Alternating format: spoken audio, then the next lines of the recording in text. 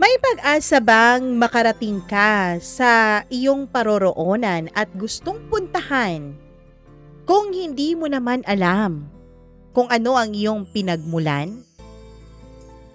Hello sa inyong lahat! Welcome back dito sa ating channel! Kasama niyo na naman si Mama Mia and nako, napakaganda ng kwentong hatid ko sa inyo for today's video.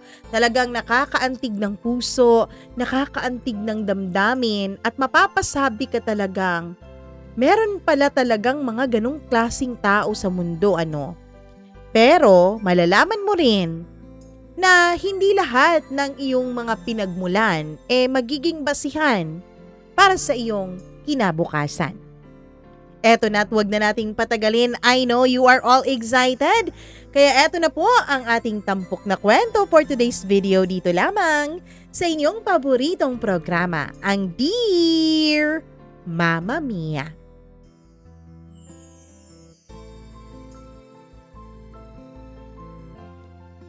Walang taong ayaw na hindi malaman ang kaniyang pinagmulan. Walang taong ayaw magkaroon ng isang masaya at magandang tahanan. Pero paano kung hindi mo naman kontrolado ang mga bagay na ito, lalo pat wala ka pa namang kamuwang-muwang sa mundo, may mga tao nang nagdesisyon na huwag kang alagaan at huwag kang isama sa tinatawag nilang tahanan. Dear Mama Mia, ako po si Carla. Hindi ko alam kung sino ang nanay ko. Hindi ko rin alam kung sino ang tatay ko. Mama Mia, ang pinakauna ko pong alaala sa mundo ay ang malamig na sahig, pati na rin ang mainit na yakap ng isang taong simulat sa pool ay inamin na sa akin ang katotohanan. Sabi nung taong kasakasama ko sa buhay na itago natin sa pangalang Lola Nelia, Mama Mia, bata pa raw ako. Sanggol pa nga lang daw nung inabot ako sa kanya ng nanay ko. Magkasama raw sila ng nanay ko noon na nagtitinda sa isa sa pinakamalaking simbahan sa aming lugar. 2 linggo pa lang daw niyang nakakasama ang nanay ko noon at bitbit ako ng nanay ko bawat pagtitinda nito nung naging close silang dalawa. Lagi silang magkausap. Lagi siyang nahihingahan ng loob ng nanay ko.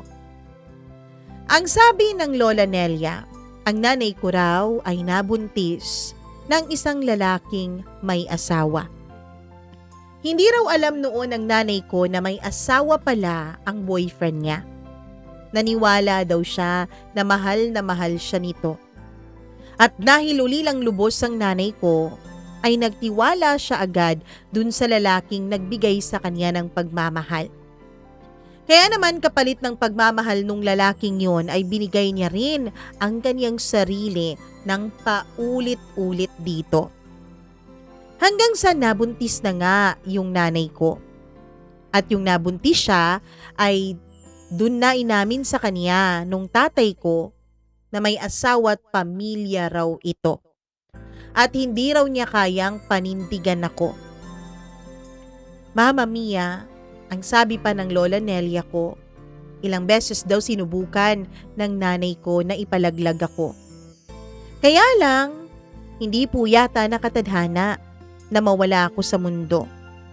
Nakatadhana nga yata na isilang ako at makita ko ang mundong ito.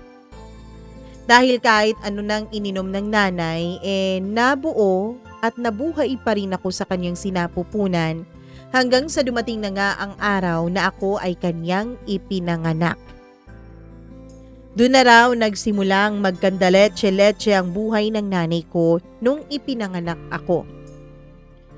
Dahil daw sa akin, hindi raw siya nakapagtrabaho ng maayos. Dahil daw sa akin, hindi siya nakabayad ng nirerentahan niyang maliit na paupahang kwarto. Kaya siya pinalayas dito. Kaya naman Mama Mia, sa palengke na natutulog ang nanay ko. Doon na rin siya nakakuha ng kanyang ikinabubuhayan. Yun ay ang mga pagtitinda ng kakanin na hindi rin naman sa kanya. Hanggang sa naisipan nga raw ng nanay na magtinda dun sa simbahan. At dun sila nagkakilala ng Lola Nelia. Lagi raw bukang bibig noon ng nanay ko na siguro raw kung wala ako, baka daw mas magaan ang buhay niya. Kasi pabigat lang daw ako, Mama Mia. Hindi daw ako parte ng kanyang mga plano. Isang gabi, dahil sa palengke lang din natutulog ang Lola Nelia, nagising daw siya dahil may sanggol na umiiyak sa tabi niya. At nung tignan nga niya ay walang ibang sanggol yun kundi ako. May kalakip na sulat mula sa nanay ko. Ate Nelia, ikaw na sanang bahala sa anak ko. Hindi ko na siya kayang alagaan. Tutal natutuwa ka naman sa kanya at mahal mo naman siya. Ikaw na lang ang bahala. Yun ang sabi ng lola na nilalaman nung sulat, Mama Mia. Umiyak daw ang lola ko noon. Hindi dahil sa ayaw niya ako, kundi dahil hindi rin daw niya alam kung paano ako alagaan. Pero kahit na ganon, inampun niya ako. Kinupkup niya ako. Binigyan ng pangalang Carla. Wala nga lang apelyido. Dahil siguro sa hirap ng buhay, pati pagpaparehistro sa akin, hindi nagawa ng nanay. Hindi alam ng Lola Nelia kung ano ang apelyido ng nanay ko. Kaya ang ginagamit-gamit ko ay ang apelyido niya. Si Lola Nelia, Mama Mia, ay wala na pong asawa. Meron siyang anak pero ipinampun niya ito sa kanyang kapatid na ng ibang bansa at sinama yung bata. Pagkatapos noon ay naputulan na sila ng koneksyon ng kanyang kapatid. Kaya si Lola Nelia napilitang mamuhay mag-isa. Hanggang sa tulad ng nanay ko, naging palaboy din siya sa kalsada. Nagtitinda ng kung ano-ano para mabuhay sa araw-araw. Pero Mama Mia, nung dumating nga ako sa kanyang buhay, gaya ng nanay ko, nahirapan din siya. Kasi nga sanggol ako, marami akong pangangailangan. Tapos, nagkakasakit din daw ako noon. Kaya naman napilitan ng Lola Nelia ko na ibigay sa iba yung kanyang pwesto sa harap ng simbahan, pati na rin yung pwestong tinitirhan niya sa may palengke. Mama Mia, nagising po ako at namulat sa mundo na ang ikinabubuhay namin ay ang panghihingi ng barya sa iba't ibang tao. Opo, namamalimos po ang Lola Nelia ko kasama ako. Yun na ang ikinamulatan kong mundo. Mga 5 or 6 years old nga ako noon. Unti-unti na akong naiinggit sa mga batang pumapasok sa eskwela. Kaya lang ang sabi ng Lola Nelia hindi raw niya ako kayang pag-aralin. Libre naman ang pag-aaral pero hindi raw niya kakayanin. Yung pang-uniform, yung pambaon, at yung araw-araw na paliligo. Dahil nga kalimitan, 1 beses sa 2 linggo lang po kaming naliligo ng Lola Nelia ko. Doon po yun sa mga pampublikong paliguan. Hindi nga yun paliguan Palikuran nga lang. Pero nililiguan namin. Mama Mia, ang Lola Nelia ko na lang ang nagtuturo sa akin kung paano magsulat. Hindi rin siya masyadong maalam sa pagbabasa. Oo, meron siyang kaalaman ng konti pero hindi naman masyadong maalam. Nakakaturo din siya sa akin ng alpabeto. Pero hanggang dun lang, Mama Mia. Ang naituturo lang niya talaga sa akin ay yung pagbibilang ng pera. Hanggang sa lumipas ang mga buwan na tinutulungan ko ang Lola Nelia ko na mamalimos sa kalsada. Isang gabi, habang natutulog kami sa may bangketa, ay narinig kong ubo ng ubo ang Lola Nelia ko, Mama Mia. Lagi naman siyang inuubo mula pa doon. Pero, sobra-sobra ang pag-uubo niya ngayon. Masyadong matigas ang ubo niya. Hanggang sa lumipas ang mga araw, enubo na po ang Lola Nelia ko ng dugo. Noong ginatake po ang Lola Nelia ko, may isa pong madreng lumapit sa amin. Tinanong kung anong nangyari. Siya po ang nagdala kay Lola Nelia sa pampublikong ospital, syempre kasama ako. Ilang araw kaming nandun. Yung madre po ang nagbibigay sa amin ng pangkain, lalo na sa akin.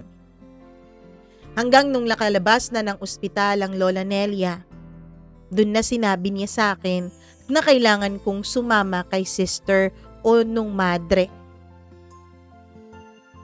Lola, ayoko po. Ayoko pong sumama sa kanya. Gusto ko po sa inyo. Hindi na kita kayang alagaan, Carla. Hindi na kita kaya pang arugain. Kailangan mong mag-aral. Kailangan mong makapasok sa eskwela. Wala kang magiging kinabukasan kapag ako ang kasama mo, apo. Mama Mia, tandang-tanda ko pa. Nagngangangawa ako sa pag-iyak dahil ayoko po talagang sumama dun sa madre. Pero wala akong nagawa dahil isinama ako ng sapilitan nung madre. Dumating kami sa isang bahay ampunan. Malaking bahay ampunan yun. Napakaraming batang nandoon. 7 taong gulang na ako noong mga panahon na yun, Mama Mia. Ipinakilala ako nung madre sa iba pang madre na sa tingin ko ay nangangasiwa nung bahay ampunan. Dito ka na, Carla, ha? Dito, lalaki ka ng maayos. May masisilungan ka. May makakain ka kahit papaano. Ibalik niyo po ako sa lola ko. Lagi kong sabi. Iha, hindi na pwede. Gusto mo bang mahirapan ng lola mo? Gusto mo bang magkasakit siya ulit? Sumuka ng dugo? Mama Mia, bilang isang bata, ayaw na ayaw mo rin namang nasasaktan ng mga taong malapit sa'yo, diba? Kahit umiiyak ako sa gabi, pilipilit ko pong sabihan ng sarili ko na ginagawa ko ito, na kailangan kong tiisin ang buhay na ito alang-alang kay Lola. Kaya naman, bata pa lang, ramdam na ramdam ko nang pabigat lang ako ng mga tao sa mundo. Kasi nga, 'di ba, pabigat ako kay mama, kaya niya ako iniwanan sa isang taong hindi naman niya kaano-ano. Kahit na tiniis ng Lola Nelia ko na makasama ako at buhayin ako, naging pabigat din ako sa kanya. Kaya siya nagkasakit dahil sa akin. Kaya kailangan kong lumayo sa kanya. Mama Mia, sa bahay ampunan, wala pong birthday ipinagdiriwang. Walang eksaktong petsa ng kapanganakan. Natatandaan ko lang, May po ang birthday ko. Hindi ko natanda kung ano talaga ang araw. Kasi dati-rati naman, binabati lang ako ng Lola Nelia ng happy birthday, pero wala naman pong kahit na anong handa.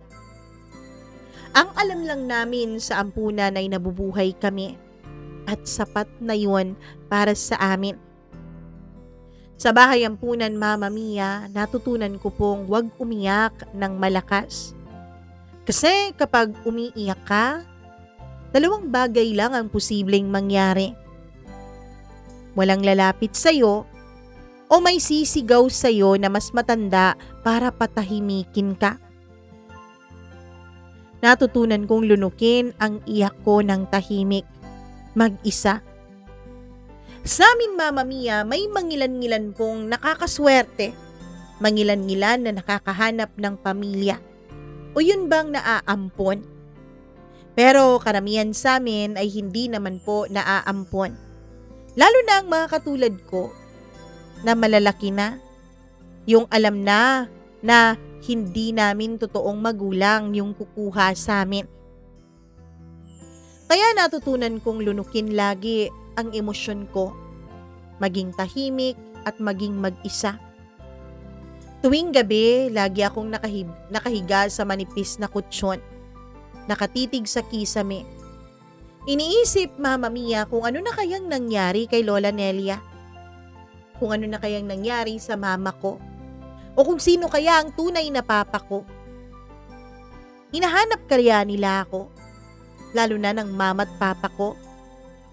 Kung umiiyak din ba ang mama ko sa gabi, iniisip din ba niya na pinagsisisihan niya ang pagpapaampon o pamimigay sa akin? Kaya lang habang tumatagal, natututo rin akong wag nang umasa pa. Mama Mia, sa bahay ampunan, yung aasa kang magkaroon ng pamilya, yun po ang isa sa pinakamasakit na bagay na pwede mong magawa sa sarili mo. Kasi kapag aasa ka, masasaktan ka lang. Sa bahay ampunan, hindi ka rin pwedeng maging mahina. Hindi ka rin pwedeng magluksa. Maaga kaming gumigising, maaga rin kaming natutulog. Halos pare-pareho kami ng damit, pare-pareho ng pagkain, at pare-pareho din kami ng mga kwento sa buhay. Pare-pareho kaming iniwanan, pare-pareho kaming hindi ginusto ng aming mga magulang. Pero kahit pare-pareho kami, ramdam ko noon na may kulang sa akin. May butas sa dibdib ko na hindi ko maipaliwanag. Tuwing may bumibisita para mag-adopt, pinapapila nila kami. Kailangan daw maayos yung postura namin. Kailangan daw mabait kami, ngumiti, maging magalang. Naalala ko pa kung paano ako tumayo noon. Nakangiti pero nanginginig ang tuhod ko. Laging umaasa na ako ang mapili. Pero palaging may mas bata sa akin. Palaging may mas maputi, mas maganda, mas cute. Kaya sila yung mga napipili. Ako at yung iba pa, laging naiiwan sa pila. Noong una, Mama Mia, oo, masakit yun. Masakit kapag hindi ka napipili. Pero nung tumagal, nakasanayan ko na rin. Gaya ng sabi ng ibang mas nakakatanda sa akin dun sa ampunan, masasanay ka rin. Kaya sinabi ko sa sarili ko, sige, kung walang pipili sa akin, edi ako na lang ang pipili sa sarili ko. Sa bahay ampunan, Mama Mia, pinag-aaral din nila kami. Bukod kasi sa may mga umaampon, meron din naman yung hindi kayang mag-ampon pero nagdo-donate para dun sa ampunan. Kaya yun ang ginagawa naming pang-skwela, pangkain, at pang kung ano-ano pang mga pangangailangan. Mama Mia, ang skwela po ang naging kanlungan ko. Habang yung ibang bata ay ayaw pumasok, ako naman ay ayaw umuwi. Sa paaralan kasi pakiramdam ko pantay-pantay kami. Walang mayaman, walang ulila, lahat estudyante. Hindi naman ako napakatalinong estudyante pero masipag ako, Mama Mia. At sa mundong walang nagmamahal sa'yo, sipag lang ang natatanging sandata mo. Nag-aral ako ng mabuti. Kahit patay na ang ilaw sa ampunan, Mama Mia, ay humahanap ako ng konting liwanag para makapag-aral. Para magbasa ng mga lumang libro kahit na may ilan sa mga ito ay kulang na ng pahina. Nung natuto akong magsulat at natuto akong magbasa, nagsusulat ako ng mga pangarap ko sa likod ng notebook ko. Hindi ko man alam kung sino ang pamilya ko. Ang alam ko, Mama Mia. Ang alam ko, may pag-asa sigurong mabago ang buhay ko. Alam ko kung ano ang gusto kong maging ako. Gusto kong makatakas. Gusto kong magkaroon ng sariling buhay. Gusto kong maranasan ang buhay na hindi puro pagtitiis. Gusto kong dumating yung araw na may pipili din sa akin. Pero Mama Mia, hindi pala sapat yung kasipagan lang. Hindi pala sapat ang maging masipag para sigurado na ang pagkapanalo mo sa buhay. Nung high school ako, muntik na po akong mapatigil sa pag-aaral. Naubusan kasi ng pondo ang bahay ampunan. Pinag-uusapan nila noon kung sino-sino ang ipapahinto muna sa pag-aaral. Mama Mia, hindi po ako nagpakita ng kahinaan noon. Hindi ako umiyak sa kanilang harapan. Hindi rin ako sumigaw. Tahimik lang akong nakaupo sa gilid ng kamang kinalakihan ko na. Pero sa loob-loob ko, ramdam ko po ang pagguho ng aking mundo. Kung isa ako sa mapipiling patitigilin sa pag-aaral, hanggang dito na lang ba talaga ako? Magiging ulila na walang diploma, walang trabaho, at wala pang direksyon sa buhay? Kaya kinabukasan, Mama Mia, lumapit po ako dun sa pinakadirektor ng ampunan na yun. Lumuhod ako, nagmakaawa, nagpaliwanag. Sister, sige na po. Gusto ko po sanang makapagtapos. Eto na lang po ang meron ako. Sigurado po ako na pag-iigihan ko po ang pag-aaral ko. Tahimik siyang tumingin sa akin. Pero kita ako sa kanyang mga mata na naniniwala siya sa mga tinuran ko, Mama Mia. Naniwala siya na pag-iigihan ko ang pag-aaral. Sa unang pagkakataon sa buhay ko, naramdaman kong may naniwala sa akin. Tumayo ka dyan, Carla. Huwag kang mag-alala. Hindi ikaw isa sa mga patitigilin sa pag-aaral. Kasi nakita naming masipag ka. Nakita naming gustong-gusto mong mag-aral. Kaya huwag kang mag-alala ha. Ilalaban natin yung pag-aaral mo. Pero hindi namin kaya to. Kailangan mo ring lumaban. Kaya Mama Mia, sabi ko sa sarili ko tama. Hindi ako pwedeng umasa na lang basta sa kanila. Dahil hindi lang naman ako ang nakasandal sa kanila eh. Marami kaming mga bata dun sa bahay ampunan. Kaya ang ginawa ko, naglilinis ako ng mga silid-aralan, kapalit ng baon, kapalit ng konting barya mula sa mga guro ng eskwela. Mama Mia, naghanap din ako ng pwede kong mapagkakitaan. Sa labas po ng paaralan, meron pong nagbibenta ng kakanin. Bawal po silang pumasok kasi meron na pong mga nagbibenta sa loob eh. Kaya naman ang ginawa ko, nakipag-deal ako sa isa sa mga nagbibenta dun ng mga kakanin. Ako ang magbibenta ng mga kakanin niya, kapalit ng porsyento, Mama Mia. Pinapasok ko sa bag ko yung mga kakanin at dahil medyo mas mura po ang benta sa labas kaysa sa loob, meron din pong mangilan-ngilang mga kaklase kong bumibili sa akin. Mama Mia, naging masipag din ako lalo sa ampunan. Nag-offer ako na magwalis, nag-offer ako ng kung ano pang pwede kong ma-offer. Pagod ba ako sa lahat ng ginagawa ko? Abay syempre. Pero hindi ako pwedeng sumuko. Kailangan kong ipakita ang deserving ako para makapag-aral. Tuwing napapagod ako, bumabalik ako sa batang ako. Yung batang nakahiga sa malamig na sahig. Katabi si Lola Nelia.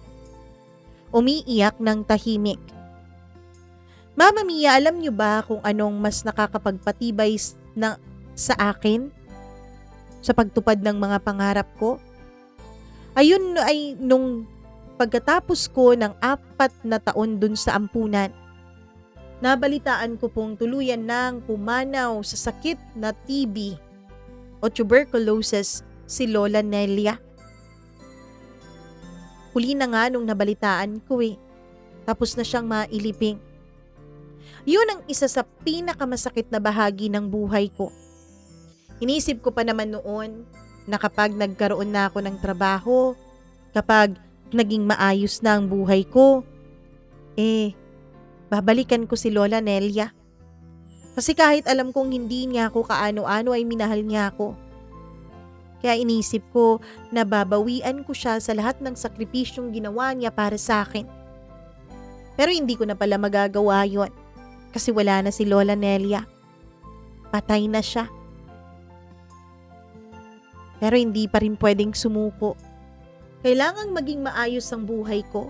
Kailangang mapatunayan ko na tama ang desisyon ng Lola Nelia na ilagay ako sa bahay ampunan. Mama Mia, hindi ko inakalang aabot po ako hanggang kolehiyo.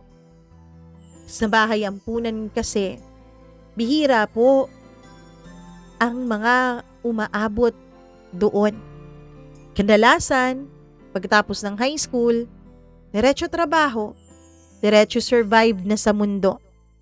Yung iba naman, Mama Mia, diretso nang nakapag-asawa, naghanap ng makakasama sa buhay.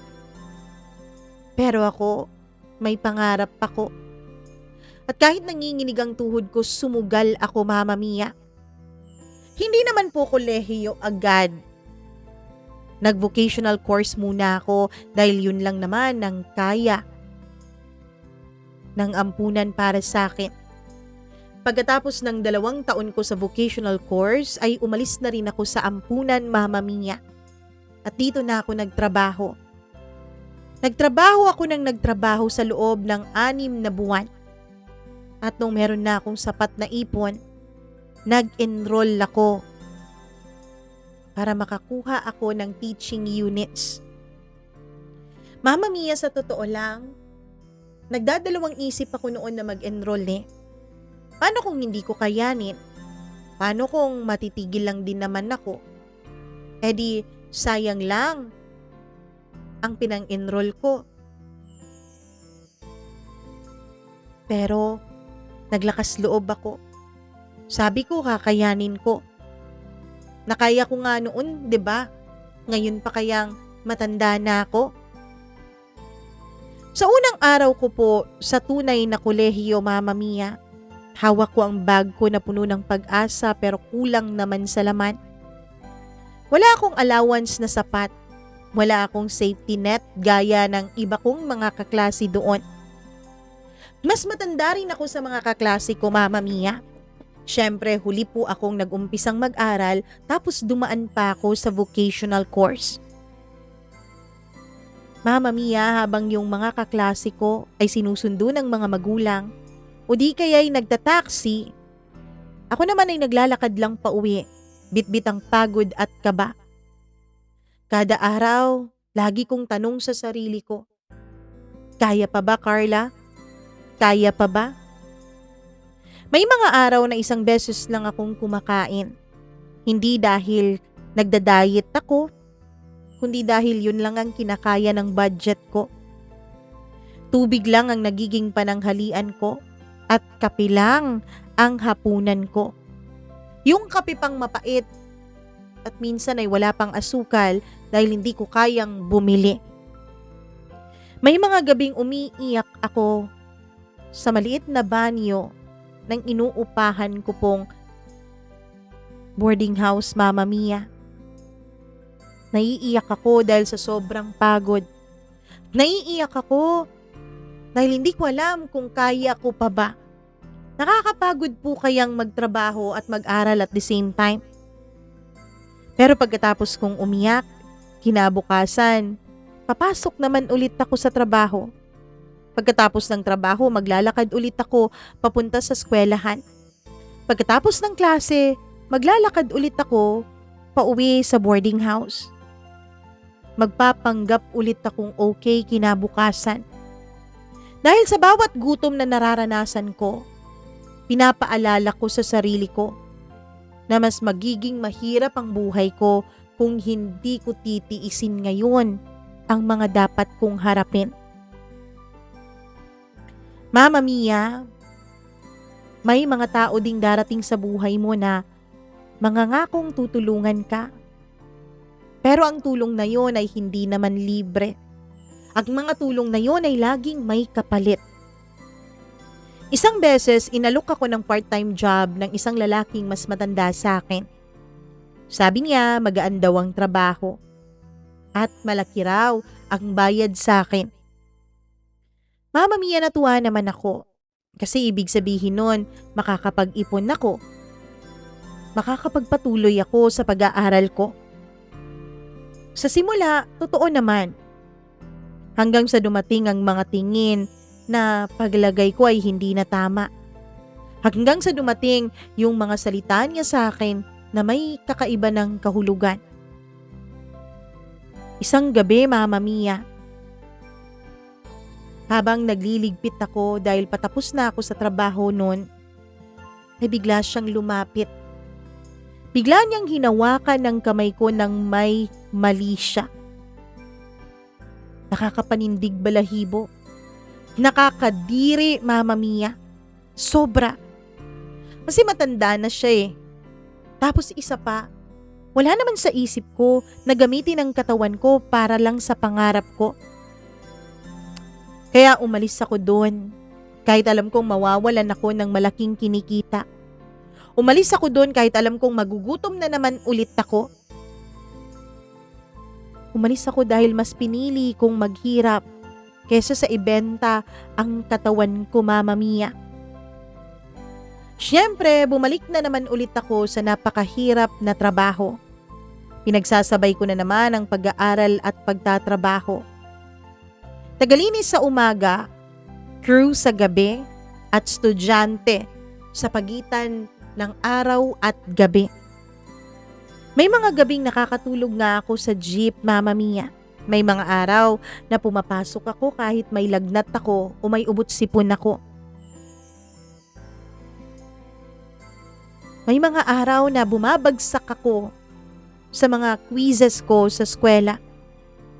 At kapag nangyayari yun, aaminin ko pong minsan nawawalan na po ako ng gana sa buhay. Minsan, natatanong ko kung may saysay pa ba ang ginagawa kong ito. Isang quiz lang naman yan, kaya pa yan sa susunod. Yan ang lagi kong sabi noon sa aking sarili. Na siya namang tunay, Mama Mia. Kung kinakaya ko ngang lumaki noon na walang magulang, kakayanin ko rin to. Konting tiis na lang. Pero napakahirap. Ang bawat araw na lumilipas, pakiramdam ko ay isang linggo sa sobrang pagod ko. Hanggang dumating ang araw ng graduation, Mama Mia. Tuwang-tuwa ako noon. Masayang-masaya ang puso ko dahil nairaos ko ang pag-aaral ko. Habang ang mga kaklase ko ay may daladalang bulaklak, ako naman noon ay may daladalang mga alaala sa bawat gabing umiiyak ako sa sobrang pagod. Walang pumalakpak para sa akin ng mas malakas. Walang sumigaw ng pangalan ko habang nagmamarcha ako sa entablado. Pero nung tinawag na ang pangalan ko, Mama Mia, umiyak ako. Hindi dahil sa lungkot, kundi dahil sa sobrang tuwa. Sa sobrang proud ko sa sarili ko. Dahil eto na, nagtapos ako. Nabuhay ako sa kabila ng paghihirap na pinagdaanan ko. Mama Mia, nung magka-diploma na nga ako, akala ko tapos na ang laban. Pero meron pa. Kailangan ko pang mag-take ng board exam. Nagtrabaho lang ako at nagtrabaho, Mama Mia.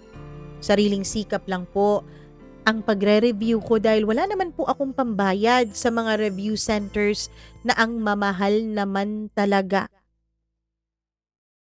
Sobrang bigat, sobrang nakakapagod. Pero tiniis ko. Nagre-review ako kahit antok na ako. Hanggang sa dumating ang araw ng exam. Kabang-kaba ako noon, Mama Mia. Dasal ako ng dasal na sana wag na akong mas pahirapan pa. Nung natapos ang board exam, hindi ko na inisip na makakapasa ako. Nagtrabaho na lang ulit ako. Mas magana ang trabaho ngayon kasi nga nakagraduate na ako. Nagturo ako sa isang private school, Mama Mia, ng nursery. Pero pagkatapos lumabas nung resulta at nakapasa ko, sobrang saya ko. Kaya lang, Mama Mia, may kulang pa rin pala talaga sa sayang iwan. Kulang pa rin pala talaga ang saya, lalo na kapag wala ka namang napagsesyaran nito. Wala kang nakakausap, wala kang napagbibigyan o napagkukwentuhan ng mga hirap na dinanas mo. Isang araw, Mama Mia, may tumawag sa akin. Isa pong private school. Entry level ang binigbigay nila sa akin. Magtuturo ako ng grade 3. Maliit lang ang pasahod, syempre kumpara sa pampublikong eskwelahan. Pero tinanggap ko pa rin yon, Mama Mia. Dahil di hamak na mas malaki pa rin ang sahod na yon kumpara sa sinasahod ko nung nag-aaral pa ako. Sabi ko, pang experience lang. Para lang kapag meron ng pagkakataon, makapag-apply na ako sa pampublikong eskwelahan. Tinanggap ko agad. Hindi man yun ang pinangarap ko pero alam kong dun magsisimula ang lahat. Dito ko pinatunayan na ang batang lumaki sa ampunan ay may kakayahan pa ring magtagumpay. Mama Mia, isang hapon may email po akong natanggap. Nagulat ako sa email na yon. Galing kasi yon sa bahay ampunan na kinalakihan ko. Nabalitaan kasi nilang tungkol sa tagumpay ko. Nakita kasi nila ang pangalan ko dun sa mga naitala na nakapasa sa LET o Licensure Examination for Teachers. Mama Mia, sa huling bahagi ng email na yon, ay meron ding nagsabing may impormasyon raw tungkol sa pinagmulan ko. Pakurap-kurap pa ako ng ilang beses. Totoo ba to? May impormasyon tungkol sa pinagmulan ko? Nanlamig ang buo kong katawan. Hindi naman po likas sa puso ko na hanapin kung sino man yung mga magulang kong nag-abandona sa akin. Dahil sa totoo lang, matagal ko nang inisip na kung ayaw nila sa akin, edi hahayaan ko na lang sila. Pero iba pala, Mama Mia. Iba pala kapag nakabalita ka na may impormasyon tungkol sa iyong pagkatao. Akala ko dati hindi na yun mahalaga para sa akin.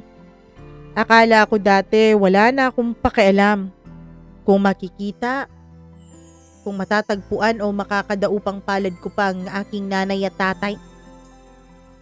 Pero nung mabasa ko yun, hindi ko mapigilang manginig.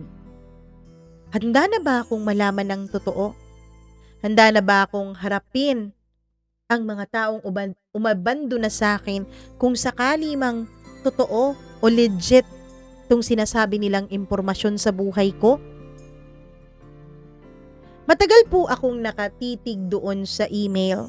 Paulit-ulit kong binasa ang bawat salita. Kinukurot-kurot ko pa ang sarili ko para siguraduhin hindi ako nananaginip.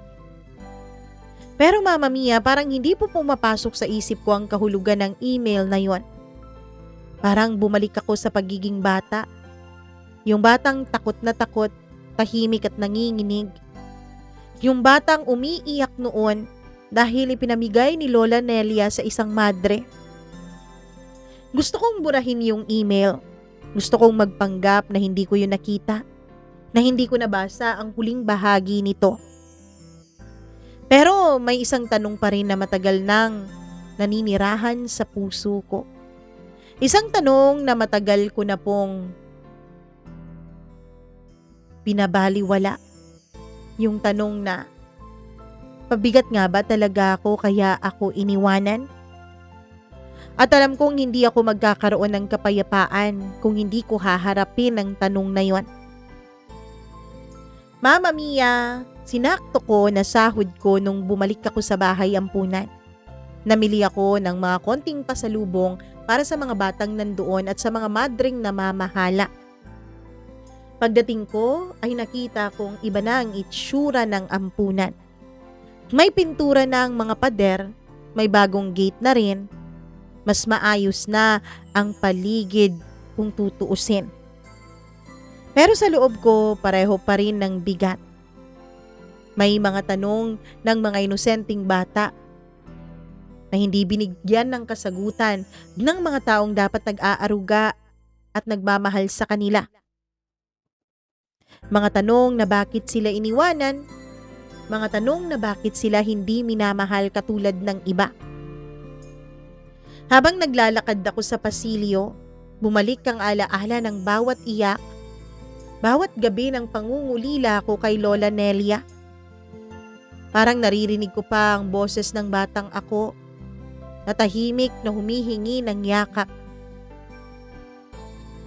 Nung dumating ako at nakita ako ng isang sister na nandun na hindi pamilyar sa akin, ay ngumiti siya. Akala niya yata isa ako sa mga nagdo-donate dun sa ampunan na yon. Ano pong kailangan nila? Tanong niya. Hi sister, ako po si Carla. Ah, ikaw pala yung pinapunta ni sister O sige halika, pasok ka. Pinapasok nila ako sa maliit na opisina. Hanggang sa dumating yung iilan sa mga madreng nandoon pa rin na nakasama ko dati. Tuwang-tuwa sila habang niyayakap ako at kinakamusta. Isa raw ako sa iilan na mga batang nagtagumpay na galing sa ampunan. Napakasipag mo talaga at proud na proud kami sa'yo. Sister, kung mamarapatin yun po, hindi lamang po ako nagpunta dito para sa mga congratulations ninyo. Yung huling bahagi po ng email nyo, lakas loob kong sabi. Mama Mia, may kinuha silang folder. Ibinigay sa akin ang folder na yon. Mama Mia, dun ko nakita ang isang pangalan. Pangalan na hindi naman ang pangalan na ginagamit ko. Sa totoo lang, nung dumating ako sa bahay ampunan ay tsaka pa ako pinarehestro ng mga madre. Gamit syempre ang apelyido ng Lola Nelia at ang pangalang Carla. Nung tinignan ko ang folder na yon, Carla din naman talaga ang pangalan. Kaya lang iba yung apelyido. Apelyidong hindi ko kilala. Mama Mia, hindi naman pelikula ang buhay. Pero may mga buhay talaga ng katulad sa akin na maganda yata ang gawing script sa isang pelikula. Tinignan ko ang pangalan na yon, ang apelyido na yon. Lalong-lalo na ang pangalan ng ina na nandoon.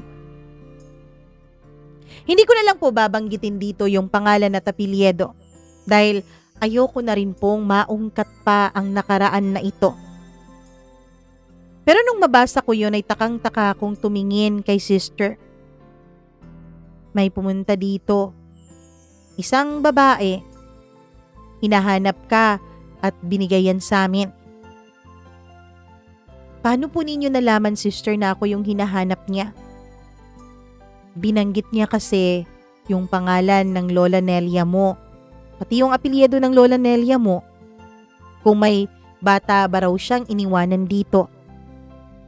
At nalaman naming ikaw nga yun. Mama Mia, hindi ko alam noon kung paano sasagot. Hindi ko alam noon kung paano haharapin ang katotohanang hinahanap ako ng nanay ko. Sa tingin niyo po ba, siya ito, sister? Sabi ko habang tinuro ang pangalan na nandoon sa loob ng folder na yon. Oo, siya daw yan. Sabi niya, siya daw ang nanay mo. Mama Mia, lumabas ako ng bahay ampunan na may mabigat sa dibdib. Hindi ko alam kung iiyak ba ako. Sisigaw ba ako? Hindi ko alam kung matutuwa ba ako o manliliit sa sarili ko o magagalit sa kanya. Bakit sa hinaba-haba ng taon at panahon, bakit ngayon pa niya naisipang magbalik? Bakit ngayon pa niya naisipang hanapin ang batang parang kuting na iniwanan niya lang dati sa tabi ng natutulog na matanda? Gusto kong magalit. Gusto ko siyang sisihin. Gusto ko siyang harapin para sigawan. Ibinigay sa akin ni sister yung number na iniwanan sa kanya nung babaeng nagpakilala bilang nanay ko. Isinulat niya yon sa isang maliit na papel. Ayoko sanang tanggapin, Mama Mia, pero nagpumilit si sister. Sabi niya, wag ko raw pilitin ang sarili ko kung hindi pa ako handa. Pero hawakan ko lang daw yon. Baka kung sakaling magiging handa ako, alam ko kung saan ko tatawagan ang nanay ko. Pagdating ko sa inuupahan kong maliit na bahay, doon ako umiyak nang umiyak. Habang tumatagal ako sa pag-iyak, Mama Mia, ay napagod din ako. Yung folder na binigay sa akin ni sister, doon ko po inipit yung maliit na papel kung saan nakasulat yung contact details ng nagpakilalang nanay ko. Itinabi ko yun. Hinayaan ko yun doon ng ilang araw. Hindi ko alam, Mama Mia, kung kaya ko bang tawagan ng nanay ko. Nagpatuloy ako sa buhay ko. Pilit kinakalimutan ang lahat. Hanggang sa makilala ko po si Jasper. Si Jasper ay isa ring bagong guro dun sa private school na pinagtuturuan ko. Katulad ko ay nag-aantay din siyang makapag-apply sa public school. Pero siya nakapag-apply na, ang inaantay na lang niya ay yung sagot sa kanya. Ako naman ay sa susunod pa na taon dahil may kailangan pa akong mga asikasuhin na mga credentials ko. At ilan nga sa mga yun ay yung birth certificate ko, Mama Mia. Iba man po ang birth certificate ko dahil sabi ko nga na iparehistro ako ng mga madre bilang ang Lola Nelia ko ang nakalagay na nanay ko.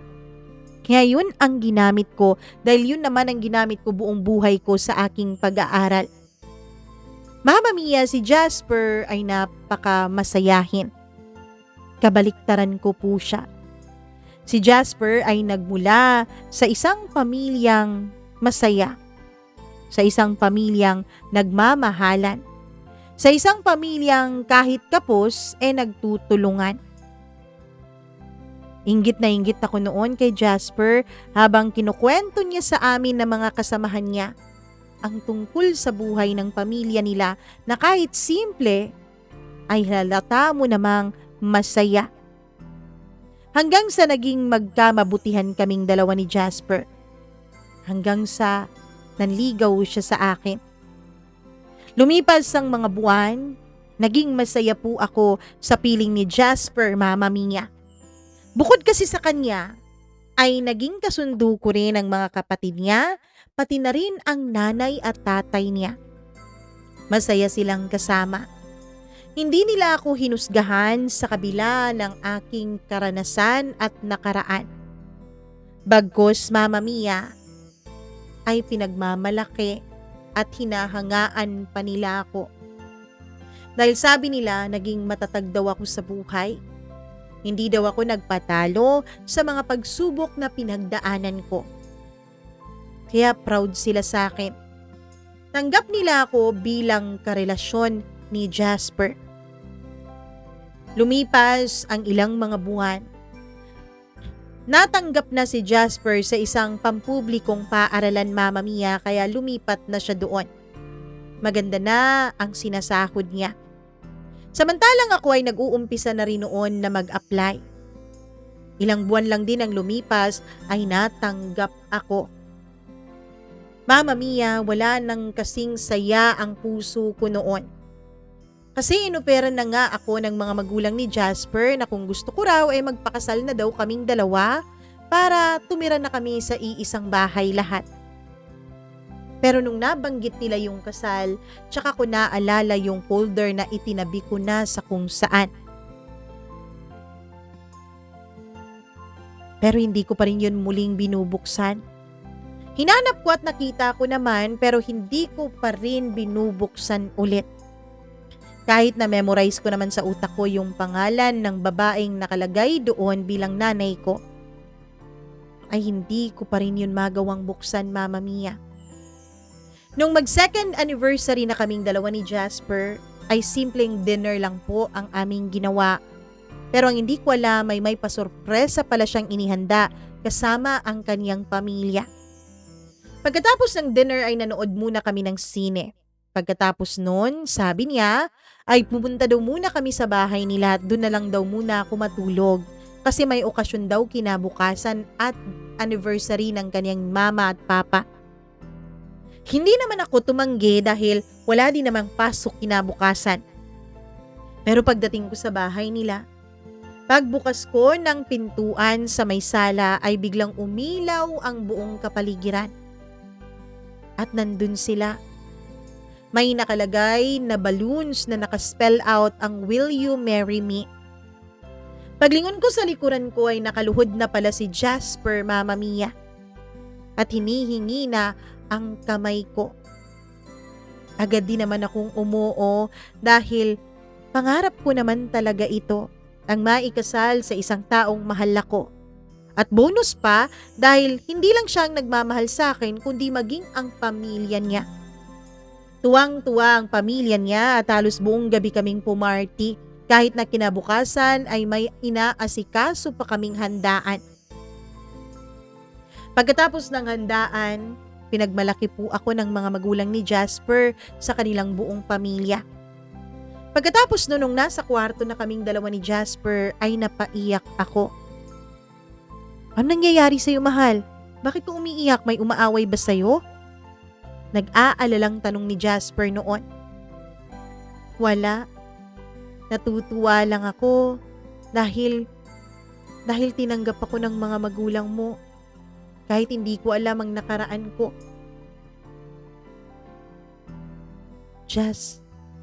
Jasper, salamat ha. At salamat sa pamilya mo. Pamilya natin, mahal. Di ba dinig mo naman ang sabi ni na mama at papa kanina? Pamilya ka na namin. Anak ka na rin nila. Kaya wag kang mag-alala ha. Andito kami at mahal na mahal ka namin palagi.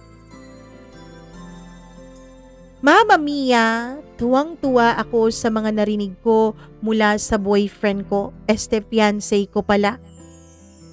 Pero hindi ako nakatulog nung gabing yun. Kinabukasan isinama ko si Jasper doon sa aking inuupahang bahay. Jasper, may hindi pa ako sinasabi sa'yo. Umupo siya. Pinagantay ko siya at pumasok ako sa kwarto at kinuha ko yung folder, Mama Mia. Ano to? Yan. Yan yung tunay kong pangalan.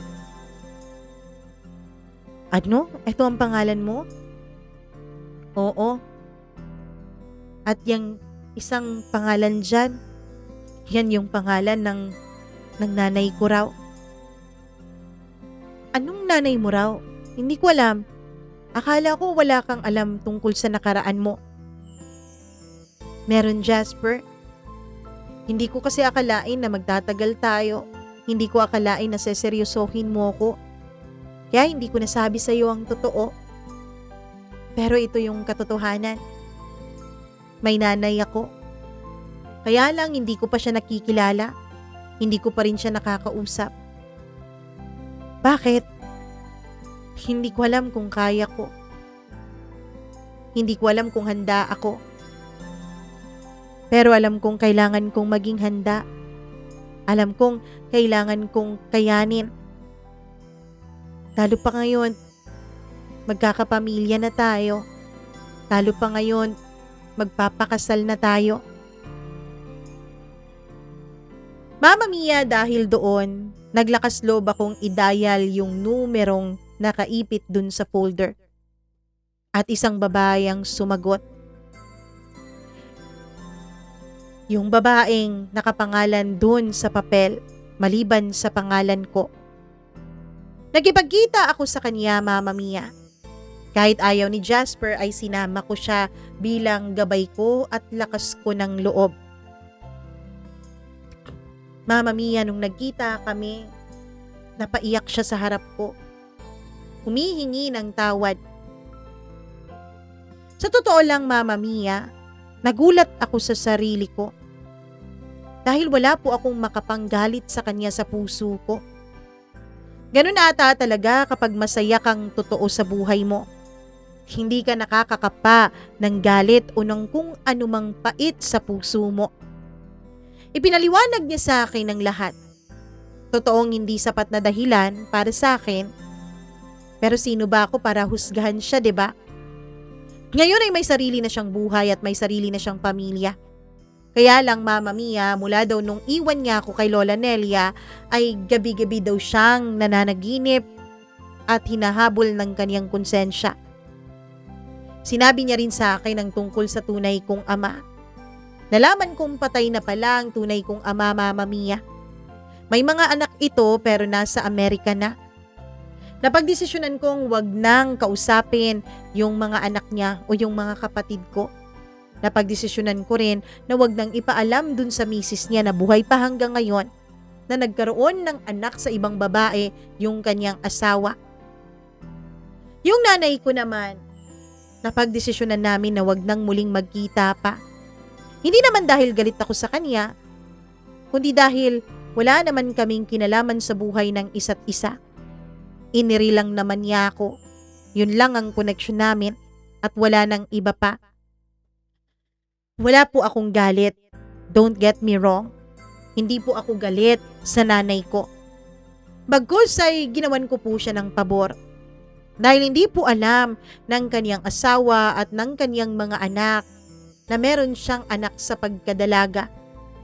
Na meron siyang anak na inabandona. Wala po silang kaalam-alam, Mama Mia.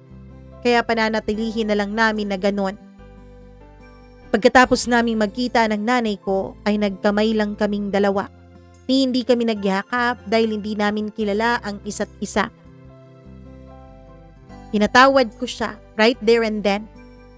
Pagkatapos nung umalis siya ay nagyakapan kami ni Jasper. Sabi ko buo na ako. Buo na ang pagkatao ko. At buo na rin ang desisyon kong magpakasal at sumama sa kanya. Pagkatapos ng 8 buwan ng paghahanda, ay sa wakas ikinasal na kami ni Jasper, Mama Mia. Masaya ang mga tao sa aming paligid. Kalimitan ay pamilya ni Jasper at yung ilang mga madreng buhay pa na nakasama ko sa bahay ampunan. Mama Mia, sa ngayon ay magtatatlo na po ang anak naming dalawa ni Jasper. Pareho po kaming public school teacher pero si Jasper ngayon ay assistant to the vice principal na. Magiging principal na soon ang asawa ko. Tinatapos na lang niya yung doctorate niya, Mama Mia. At pagkatapos nun, sigurado na ang promotion niya. Ako naman ay sapat na sa akin ang pagiging isang guro at pagiging isang may bahay at ina sa 3 naming mga anak.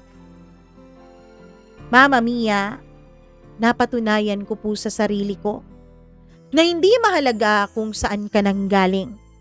Ang mahalaga, Sigurado ka kung saan ka paroroon. Sigurado ka sa mga gusto mo sa buhay. Sigurado ka sa mga bagay na gusto mong marating. Sa nanay ko, kung nakikinig man siya ngayon o kung makarating man sa kanya ang kwentong ito, hangad ko po talaga ang tunay mong kaligayahan. Kay Lola Nelia, sana proud siya kung ano man ang kinalakihan ko ngayon. Sana proud siya sa pagiging ako ngayon. Kung may babalik ko lang sana ang panahon, pipilitin kong wag siya munang mawala para maranasan muna niya ang mga bagay na gusto ko sanang iparanas sa kanya. Na ngayon ay pinagsusumikapan naming dalawang mag-asawang iparanas sa aming mga anak. Maraming salamat po, Mama Mia. At nawa po ay may mangilan-ngilan sa inyong tagapakinig na nabigyan ko ng inspirasyon dahil dito sa aking kwento. Lubos na nagmamahal at masaya na sa buhay, Carla.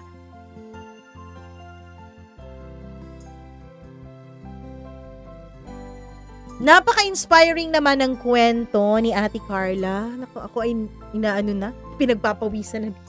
Hindi kasi naka-on yung electric fan at yung, alam nyo na.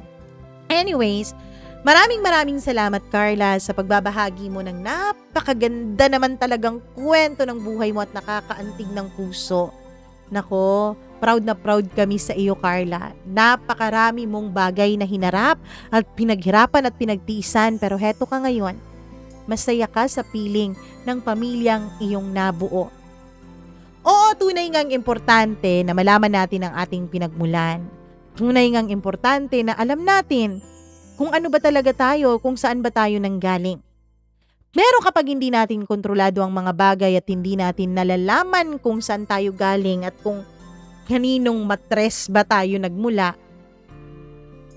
hindi naman dapat yun maging hadlang para tayo ay magsumikap sa buhay gaya ng ginawa ni Carla. Hindi man namin maarok ang mga pinagdaanan mong hirap, pero alam namin hindi madali. Hindi namin yan maarok dahil hindi naman namin yan pinagdaanan, Carla, pero natutuwa kami at nalagpasan mo ang mga bagay na yon. Sa mga nakikinig ngayon, lalo na doon sa mga kabataan, na kung sana'y maging leksyon ang naging nangyari sa nanay ni Carla, okay? Naku, wag kayong padalos-dalos sa pagtitiwala ng isang taong magmamahal kunwari sa inyo. Akala nyo minamahal kayo, akala nyo inaalagaan kayo. Yun pala niloloko lang kayo. Gaya ng ginawa ng tatay ni Carla sa nanay niya, 'di ba? Pinaniwalang single, niligawan, pero may asawa at anak pala. Tapos nung nalamang buntis, iniwanan na lang at naglaho na lang na parang bula. 'Di ba? Huwag ganun, okay? So magtiwala kayo sa inyong mga sarili, tapos magtiwala kayo sa Panginoon, magsumikap kayo. Huwag kayong basta-basta padadala sa mga matatamis na salita. Dahil nako, yung mga taong may masamang balak, gagawin ng lahat, sasabihin ng lahat para lang mapaniwala kanila sa mga bagay na sinasabi nila sa yung totoo pero hindi naman pala. Anyways, thank you so much sa inyong pakikinig at panonood nitong ating kwento. Maraming salamat ulit, Carla, sa mga nanonood ngayon. Please, paki-like at share naman ang kwentong ito. Hello ako sa ating mga suking mga members. Maraming salamat sa inyong pagpapamember dito sa ating channel. Hi kay Maria Elena Abe, kay Maureen Tugab, kay Easy Gale, kay Milara Duban, kay Freaky, maraming salamat. Kay Gimaras Girl, kay Smack Dax, kay Dayan Martinez, kay Marlia Giana Shane, kay Benson Boyser, kay Colleen Bueno. Thank you very much sa inyong pagpapamember. Maraming salamat talaga. Hello din ako sa ating mga suking tagapakinig. Hola din Gail Easy, maraming salamat. Sian Rail Manzano, maraming thank you. Listening while washing. Ano bang hinuhugasan mo? Paghuhugas ba yan o paglalaba? Hi kay Alcura Ukit, good noon din sa'yo. Hi ako kay Archie Abeliera. Hello po Mama Mia, good day. Isa po ako sa mga masusugid niyong fans. Grabe naman. Ako po si Pressy. Kulang po ang araw kapag hindi ako nakapakinig ng love story ninyo from Barangay Calantas City of Calaca, Batangas. Hello sa inyo, maraming salamat. Hi kay Sai, sabi niya doon sa natin yung upload natin na masarap talaga kapag bawal yung 674. Sabi niya, same ng story ng buhay ko pero mas pinili kong gawin ng tama. I never entertained the feeling. Auto-block siya sa akin. Ayokong manakit ng iba. Diba Mama Mia? Pro-legal tayo dito. Pro-tama. Yan dapat. Pro-right. Ay, kay Jeanette Ramos. Visit na mga ex na yan. Grabe naman. Kay Queen Yara, disappointing daw. Bakit ka na-disappoint? Hello naman ako. Kay LV Lapot, mapait ang story. Kay Beverly Villera, OMG, parang kwento namin ng ex ko, natotga ko. Ganon? Kay Gail Easy, sabi naman niya, at least nagpakatotoo kaysa naman ipilit ang relasyon na wala namang pagmamahal. Totoo naman yung ganon. Huwag ipilit ang ating mga sarili sa mga taong hindi naman tayo mahal. Anyways, maraming salamat sa inyong pakikinig at panonood ng ating kwento. Yes, panonood dahil meron tayong video for today. Pero bukas, ano na naman bukas? Para picture ko na naman ang makikita ninyo. Anyways, thank you so much. At kung meron po kayong sariling kwento na gusto nyo pong ibahagi, ayan po ang ating email address, mamamiacdo0317@gmail.com. Mag-ingat po kayo palagi and I love you all so much. Mwah! Bye-bye! Ingat!